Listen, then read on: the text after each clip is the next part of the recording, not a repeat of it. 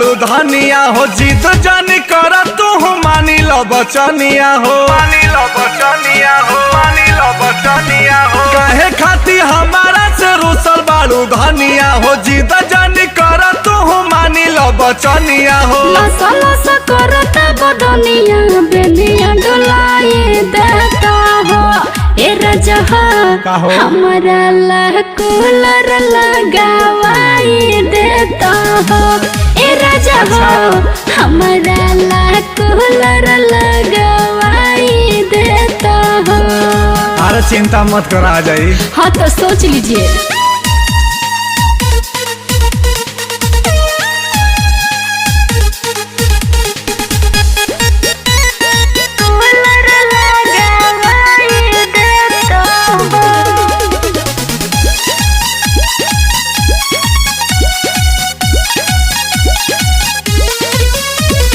चढ़ली जवनिया में ऐसे तू हमारा के जनी तारा पावा तो का करे लागल बा दिलवा में आगी जान तनी सटी के बुझावा। अरे बहुत गर्मी है। चढ़ली जवनिया में ऐसे तू हमारा के जनी तारा पावा लागल बा दिलवा में आगी जान तनी सटी के बुझावा। कौनो तो कोनिया पर बही ऑर्डर करवाए देता हो ए राजा हो बोला हमारा ला कूलर लगावाए देता हो ए राजा हो हमारा ला कूलर लगावाए देता हो।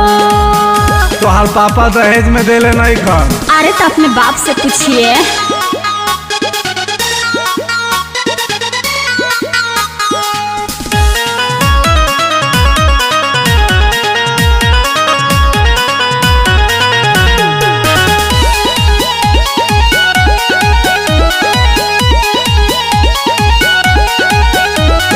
आज हरे राम सुमित के कोरोना से जरिया पमना। अरे देखिए ना पसीना मन लछियाइल बखाए द चोचो मारी भर पेट दाना। हटिए ना आज दीपक मिठू के कोरोना से जरिया पमना मन लछियाइल बखाए द चोचो मारी भर पेट दाना।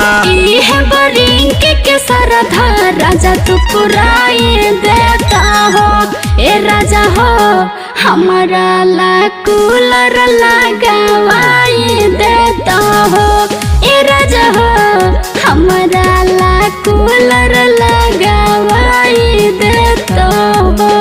अरे चिंता मत कर आ जाई। हाँ तो सोच लीजिए। कहे खाती हमारा से रूसल बालू धनिया हो जिद जानी कर तू मानी लो बचनिया हो। लसा लसा करता बदनिया बेनिया डुलाए देता हो ए राजा हो हमारा ला कूलर लगावाए देता हो ए राजा हो हमारा ला कूलर लगावाए देता हो। हमारा सुतही के नहीं कि हम कूलर काहे लगवाई ना लगवाई जा सुत।